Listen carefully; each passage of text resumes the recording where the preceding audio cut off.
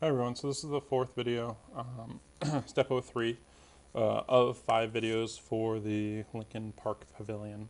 And the first couple videos we focused on mapping the undulating curves to the barrel vaulted dome form, and then the last couple we've really been focused on creating the onion domes on top of the individual bays themselves. So now that we've had that, we're pretty much done with the onion domes. We got to go back to the actual structure. And we need to actually create the extruded structure.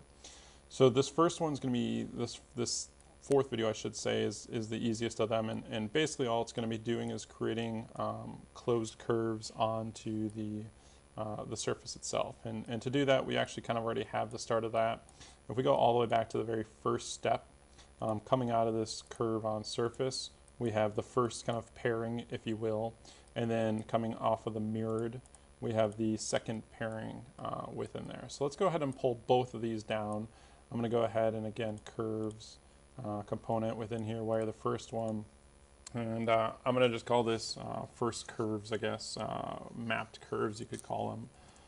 First set mapped curves, and again that's going to be a wireless receiver. Turn off the curve on surface component, bring this one over. We're going to copy and paste this, relabel this as second set, or you could call it mirrored set if you want, that's fine. And again, turn off the second one, and there we go. So one of them is going into the mirrored, the other is coming into our curve on surface. And bring those all the way down to begin this fourth, or the third, step 03, fourth step. So, okay. So now what we need to do is basically we just need to make these closed curves so that we can go ahead and isolate them and extrude them. So you'll notice what we actually technically have here is two lists, each with one curve, for the first and for the second, the mirrored version of those, if you will. So what we want to do is we want to create a line from the starting point and the ending point of each of these, and then we want to go ahead and connect those. So easy enough to find the end points and start points. We're going to use a simple curve analysis and end points, and we'll do two of these. Put one on there, copy and paste it. We're essentially just matching, mimicking everything that we're doing to the first set as well as the second set. So pull these apart just a touch, okay? And in an ideal world, what we'd be able to do is draw a line from the start to the end, the start to the end. So we go underneath curve, primitive, and line. There we go. And we can go from start to end.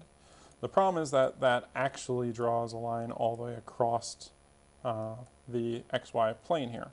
What we want to be doing is we want to go from the start of one to the start of the second, from the end to the end. So basically we want to be exploding out the two start points. So again, coming out of the start, we actually got 2 points in two separate lists. And we want to connect the two starts together and connect the two ends together, okay? So to do that, we're going to go ahead and use the good old explode component. And what an explode component sets, go to sets, tree, and explode tree.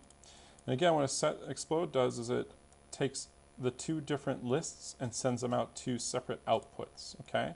So in this scenario, the two different starting points are each coming out of one of the two different outputs. And you'll see if you zoom in, this can continue on if you had 12 different lists, if you have 14 different lists.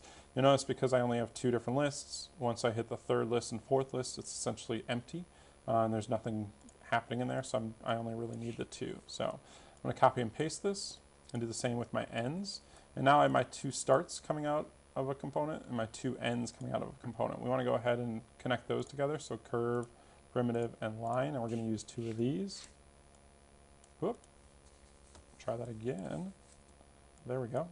And wire your end to your start to your start, your end to your end, and that's much more what we want. And I know it's kind of hard to see, but let's try to zoom in here. There. We get a tiny little line segment that connects the start to the start, the end to the end, okay? And then last but not least, we want to join all four of these. So we want to join the original two curves along with the two new little line segments. So curve, we're going to go to utility, we're going to go to join curves, Now again, the first two are in two separate sets, so we want to flatten that. So right click on the input and flatten. And it doesn't matter what order you do these because a join curve is just a join curve. The big thing is we want to make sure that you have one closed curve at the end of this. If you can't see it when you hover over it, just run a panel tool into there. And yes, I have one closed curve at the very end. I can turn everything off, and you see that I have one continuous closed curve. I want to do the same set of operations for down below.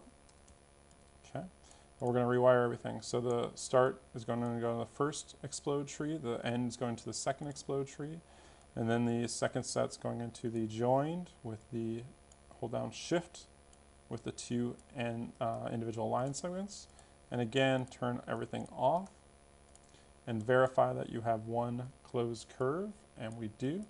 And that's it. Simple step, but it's very important that we get closed curves on this undulating, or this, I should say, ruled surface, so that we can kind of finish up for the last step, which is to split it out and extrude it inward by a certain depth. So we'll go ahead and just group these and let you guys annotate what is happening before we go ahead and start the next video for the final step along the way here.